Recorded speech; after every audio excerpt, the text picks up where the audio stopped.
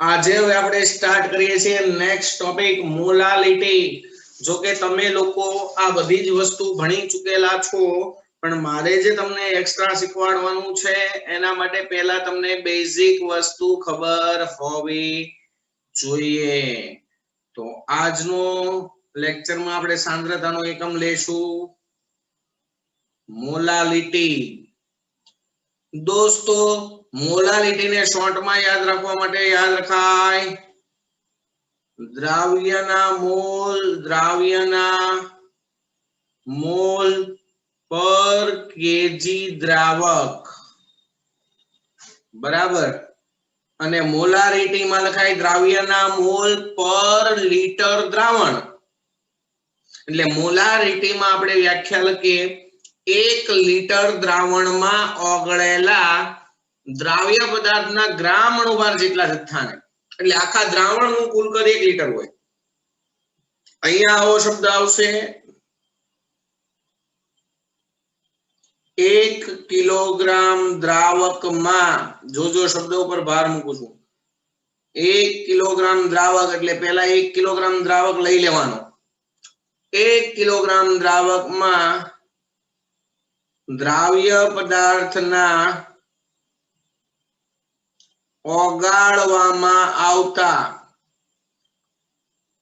અહીંયા ઓગાળવો પડશે, દ્રાવણ હોત તો ઓગળેલો હોત, એટલે 1 કિલોગ્રામ દ્રાવકમાં દ્રાવ્ય પદાર્થના ઓગાળવામાં આવતા ગ્રામ અણુભાર જેટલા જથ્થાને તે દ્રાવણની શું કહેવાય? મોલાલિટી કહે છે। 1 કિલોગ્રામ દ્રાવકમાં દ્રાવ્ય પદાર્થનો 1 ગ્રામ પર મોલ, 1 ગ્રામ અણુભાર જેટલો જથ્થો ઓગળે તો એને 1 મોલલ દ્રાવણ કહેવાય। ફોર એક્ઝામ્પલ હું અહીંયા કહું, ઉદાહરણ તરીકે 1 કિલોગ્રામ દ્રાવકમાં દ્રાવ્ય પદાર્થનો 1 ગ્રામ અણુભાર, 1 ગ્રામ અણુભાર, 1 ગ્રામ અણુભાર એટલે 1 ગ્રામ નો થાય, અણુભાર જેટલો જથ્થો ગ્રામમાં 1 વખત, બરાબર। 1 કિલોગ્રામ દ્રાવકમાં દ્રાવ્ય પદાર્થનો 1 ગ્રામ અણુભાર જેટલો જથ્થો ઓગાળવામાં આવે તો તે દ્રાવણની સાંદ્રતા 1 મોલલ થાય। ઓકે, તો દોસ્તો મોલાલિટી નું સૂત્ર છે મોલાલિટી બરાબર દ્રાવ્યના મોલ પર કેજી દ્રાવક। દ્રાવ્યના મોલ એટલે દ્રાવ્યનું વજન ગ્રામમાં છેદમાં મોલેક્યુલર વેટ ઓફ દ્રાવ્ય છેદમાં દ્રાવકનું વજન કેજીમાં। આ સૂત્ર થાય મોલાલિટી શોધવાનું, બરાબર છે। આ સૂત્ર થાય મોલાલિટી શોધવાનું। ઓકે, ચાલો, તો દોસ્તો મોલાલિટી શોધવી હોય તો દ્રાવ્યના મોલ પર કેજી, દ્રાવ્યના મોલ પર કેજી દ્રાવક લખાય। ઓકે, એટલે ઓવરઓલ સૂત્ર તમારું આવું થશે।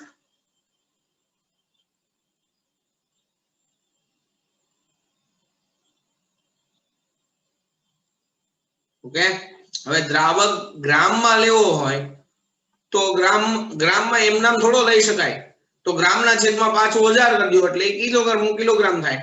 એટલે મોલાલિટી નું સૂત્ર બને દ્રાવ્યનું વજન ગ્રામમાં છેદમાં દ્રાવ્યનો અણુભાર છેદમાં દ્રાવકનું વજન ગ્રામમાં લો તો એમ થોડું લેવાય કે મન ફાવે એમ થોડું લેવાય, કિલોગ્રામમાં જ લેવાય. તો ગ્રામમાં લીધું એવું પાછું કિલોગ્રામમાં કન્વર્ટ કરવા માટે છેદમાં જ આવી, છેદનો છેદ ક્યાં જાય? અંશમાં. એટલે આવું સૂત્ર મળે. હવે તમે લોકો દોસ્તો શોર્ટમાં તમારે લોકોને કેટલીક વસ્તુ યાદ રાખવાની છે, બરાબર? કઈ રીતે સાહેબ? તો કે તમને એમ કીધું કે 5 મોલલ યુરિયાનું જલીય દ્રાવણ અથવા 5 મોલલ, તો મતલબ ફાડતા આવડવું જોઈએ તમને લોકોને. તમને એમ કે 5 મોલલ NaOH નું જલીય દ્રાવણ, 5 મોલલ NaOH નું જલીય દ્રાવણ, આનો મતલબ શું થાય? તો મોલલ એટલે દ્રાવ્યના મોલ પર કેજી દ્રાવક. આનો મતલબ એવો થાય કે આ દ્રાવણમાં 5 મોલ NaOH 5 મોલ NaOH પર કેજી દ્રાવક છે. એટલે આમ લખાય 1 કિલોગ્રામ પાણી, દ્રાવક તરીકે પાણી, એમાં નાખો 5 મોલ NaOH. 5 મોલ NaOH એટલે NaOH નો અણુભાર કેટલો? 40 ગ્રામ પર મોલ. તો 1 મોલ ના 40 ગ્રામ, તો 5 મોલ ના કેટલા? 5 × 20 200 ગ્રામ થાય. પડી ખબર બધાને? પડી બધાને ખબર? હે? ચાલો, તો એટલામાં કોઈને કઈ પ્રોબ્લેમ?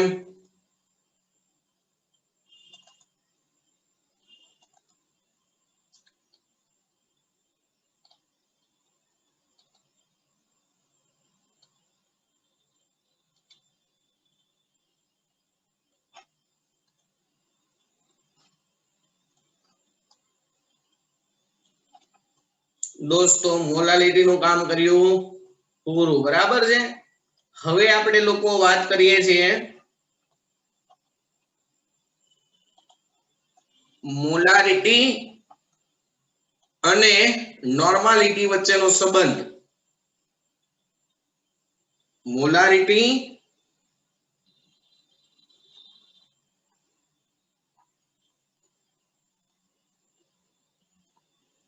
અને નોર્માલિટી વચ્ચેનો સંબંધ, બરાબર છે? ચલો, તો દોસ્તો તમને બધાને ખબર છે મોલારિટી નું સૂત્ર શું થાય? મોલારિટી નું સૂત્ર, મોલારિટી નું સૂત્ર શું થાય?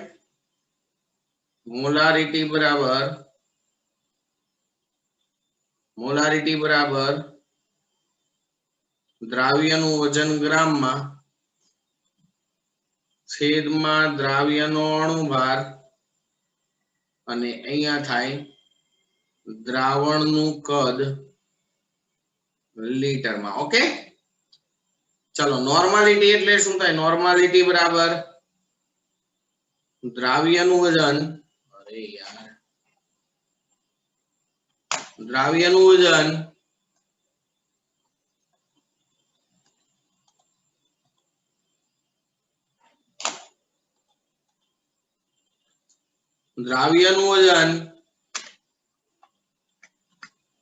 ગ્રામમાં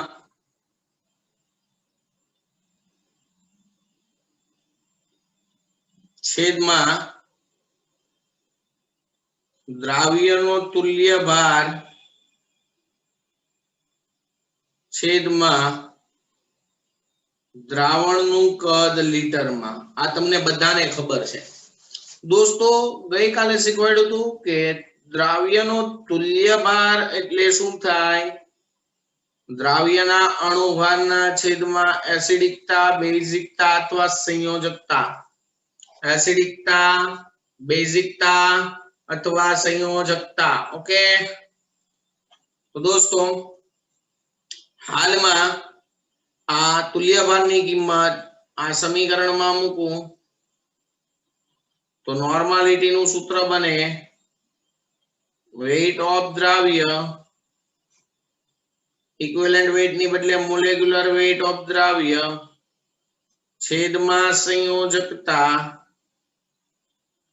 અને અહીંયા દ્રાવણનું કદ લીટરમાં. બરાબર. ચલો અહીંયા આ છેદનો છેદ સંયોજકતા ક્યાં જશે અંશમાં, તો સૂત્ર બનશે નોર્માલિટી બરાબર દ્રાવ્યનું વજન ગ્રામમાં છેદમાં મોલેક્યુલર વેઇટ છેદમાં દ્રાવણનું કદ લીટરમાં અને અહીંયા ઉપર સંયોજકતા. જો તો એટલાના બરાબર શું લખાય, એટલાના બરાબર શું લખાય મોલારિટી. તો આપણે લોકો લખી શકીએ normality is equal to normality is equal to molarity ગુણ્યા સંયોજકતા. સાહેબ આવી લોલીપોપ વસ્તુ શું શીખવાડો છો? એટલે ભાઈ લોલીપોપ જ એક્ઝામમાં પૂછાય, બહુ હાર્ડ ના પૂછાય. બરાબર. આ નોર્માલિટી અને મોલારિટી વચ્ચેનો સંબંધ આવી ગયો. તમને લોકોને મોલારિટી આપેલી હોય તો સીધી નોર્માલિટી મળે, નોર્માલિટી આપેલી હોય તો સીધી મોલારિટી મળે. તમને એમ કહેવામાં આવે કે 5 molar boric acid 5 molar boric acid ના જલીય દ્રાવણની નોર્માલિટી જણાવો.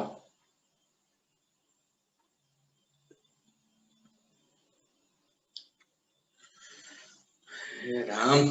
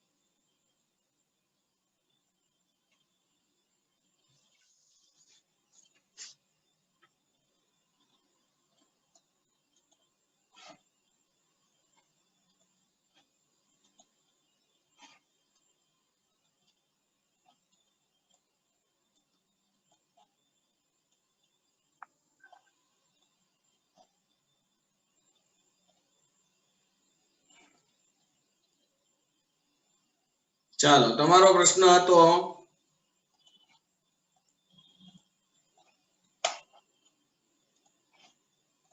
5 મોલર NaOH ના 5 મોલર બોરિક એસિડ ના જલીય દ્રાવણની નોર્માલિટી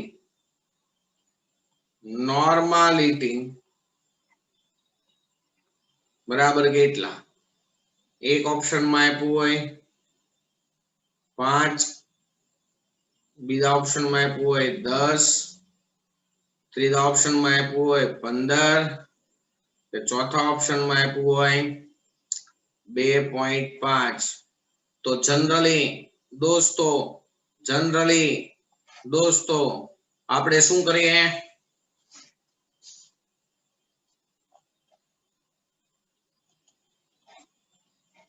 જનરલી આપણે શું કરીએ?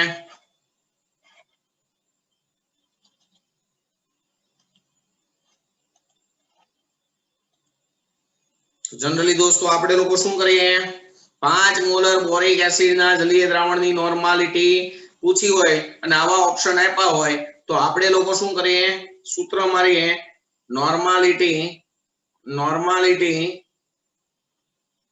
ઇઝ ઇક્વલ ટુ મોલારિટી ગુણ્યા એસિડ હોય તો એની આપણે લખીએ બેઝિકતા. પછી મોટા ભાગના સ્ટુડન્ટ શું કરે?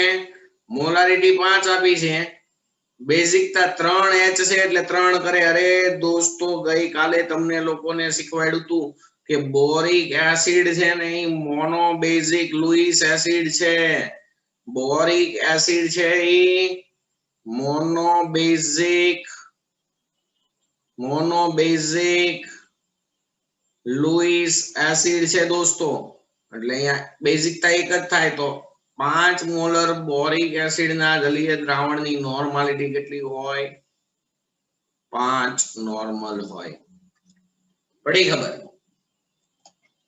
ત્યારબાદ એક બહુ જ અગત્યની વાત કરું ટાઇટ્રેશનમાં, બરાબર છે?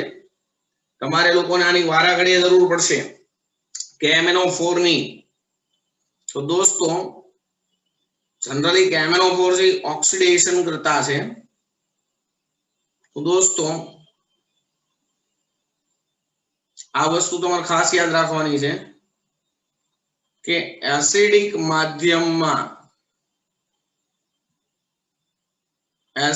માધ્યમમાં KMnO4 હોય, KMnO4 એમની વચ્ચે પ્રક્રિયા થઈને બને Mn+2. એસિડિક KMnO4 માંથી શું બને? Mn+2. એટલે દોસ્તો KMnO4 માં Mn નો ગુણાંક હોય +7, 4 ઓક્સિજન નો -2 -2 -2 એટલે -8, પોટેશિયમ નો +1 તો હજી +7 ઘટે તો અહીંયા Mn નો +7 હોય ઓક્સિડેશન આંક, અહીંયા હોય +2. તો દોસ્તો ઓક્સિડેશન આંકમાં કેટલાનો ઘટાડો થાય છે? 5 નો ઘટાડો થાય છે. રેડોક્સ પ્રક્રિયામાં તમે લોકો ભણશો 5 નો ઘટાડો થાય તો 5 ઇલેક્ટ્રોન મેળવે. એટલે એસિડિક દ્રાવણમાં KMnO4 ની સંયોજકતા થાય 5. તો એસિડિક દ્રાવણમાં દોસ્તો KMnO4 નો તુલ્ય ભાર થાય તેના અણુભારના છેદમાં 5. ખબર પડી? ચલો નેક્સ્ટ. બેઝિક દ્રાવણ હોય, બેઝિક દ્રાવણ અથવા તો બેઝિક માધ્યમ હોય, બેઝિક માધ્યમમાં KMnO4 માંથી બને દોસ્તો MnO2. બેઝિક માધ્યમમાં KMnO4 માંથી બને MnO2. તો KMnO4 માં તો Mn નો ઓક્સિડેશન આંક હોય +7, MnO2 માં ઓક્સિજન નો -2 -2 -4 તો આ Mn નો +4. તો પહેલા +7 તો પછી +4 થયો, કેટલાનો ઘટાડો થયો? 3 નો ઘટાડો થયો. તો એની સંયોજકતા 3 કહેવાય. બરાબર? એટલે યાદ રાખજો, એકનો એક જ પ્રશ્ન છે. એસિડિક માધ્યમમાં KMnO4 ની સંયોજકતા 5 એટલે એસિડિક માધ્યમમાં KMnO4 નો તુલ્યભાર તેના અણુભાર કરતા 5મા ભાગનો હોય, જ્યારે બેઝિક માધ્યમમાં KMnO4 નો તુલ્યભાર તેના અણુભાર કરતા 3જા ભાગનો હોય. અને લાસ્ટ તટસ્થ માધ્યમ માટે, તટસ્થ માધ્યમમાં દોસ્તો KMnO4 તટસ્થ માધ્યમમાં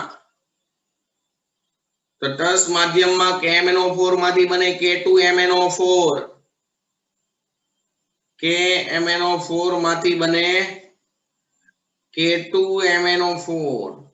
એટલે તમે Mn નો ઓક્સિડેશન આંક ગણો તો KMnO4 માં +7 હોય, આમાં ગણો તો 2 કે ના થઈને +6, 4 ઓક્સિજન ના થઈને -8 તો 0 કરવા માટે Mn ના થશે +6.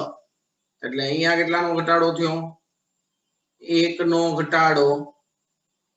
એટલે એસિડિક તટસ્થ માધ્યમમાં KMnO4 ની સંયોજકતા હોય કેટલી? 1. તો એનો તુલ્યભાર થાય તેના અણુભાર જેટલો જ, તેના અણુભાર જેટલો જ. ખબર પડી? ખૂબ જ ઇમ્પોર્ટન્ટ છે, યાદ રાખજો. KMnO4 મોટા ભાગે એક્ઝામમાં પૂછાય છે. બરાબર છે? તો હવે તમને એમ કહેવામાં આવે કે એસિડિક માધ્યમમાં પ્રશ્ન તમારો આવો છે,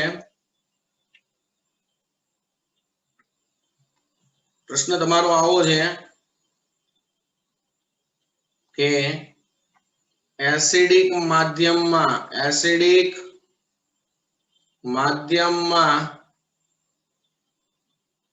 5 નોર્મલ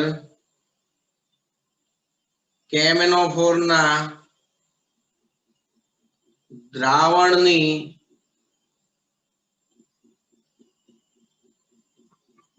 મોલારિટી જણાવો. બહુ સિમ્પલ દોસ્તો, બહુ સિમ્પલ. એસિડિક માધ્યમમાં 5 નોર્મલ KMnO4 ના દ્રાવણની મોલારિટી શોધવાની. તો તમારી પાસે તો સીધું સૂત્ર છે, નોર્માલિટી બરાબર મોલારિટી ગુણ્યા સંયોજકતા. હમણાં જ સાહેબે તમને શીખવાડ્યું કે એસિડિક માધ્યમમાં KMnO4 ની સંયોજકતા કેટલી હોય? 5. એટલે એસિડિક માધ્યમમાં KMnO4 માંથી બને શું? Mn+2. એટલે KMnO4 ની સંયોજકતા થશે કેટલી બેટા? 5. તો નોર્માલિટી બરાબર થશે 5 ગુણ્યા મોલારિટી. તો અહીંયા 5 તમને આપેલા છે, નોર્માલિટી બરાબર મોલારિટી ગુણ્યા 5. તો મોલારિટી કેટલી મળશે? 1 મોલર. દોસ્તો એસિડિક માધ્યમમાં તમારી પાસે 1 મોલર KMnO4 હોય તો એ કેટલા નોર્મલ થાય? 5 નોર્મલ થાય. બોલો કઈ પ્રોબ્લેમ?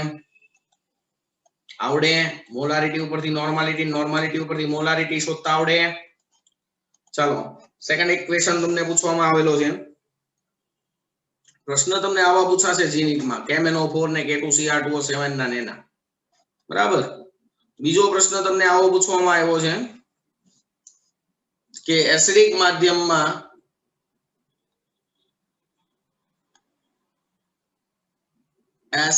માધ્યમમાં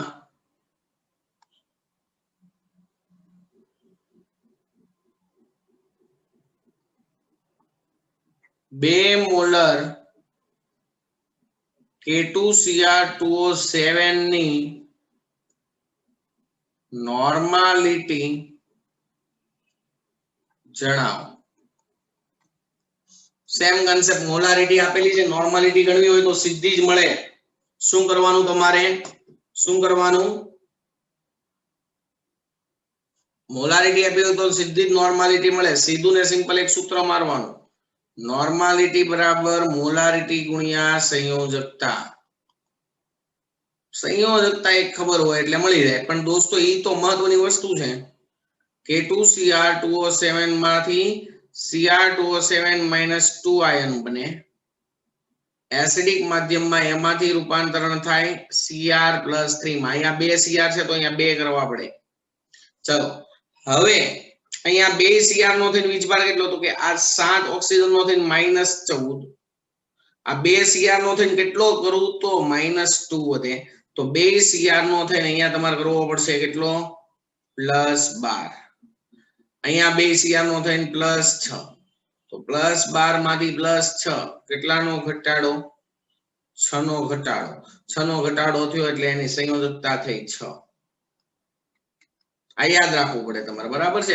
આ એસિડિક માધ્યમમાં Cr2O7-2 માંથી શું બને? Cr+3. યાદ જ રાખવું પડે, એમાં કોઈ શંકાને સ્થાન નથી. ઓકે, ચાલો નેક્સ્ટ. હવે તો તમારે સીધું સિમ્પલ શું કરવાનું રહે?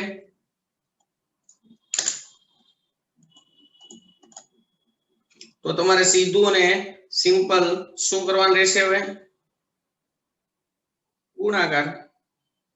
નોર્માલિટી બરાબર મોલારિટી ગુણ્યા સંયોજકતા 6.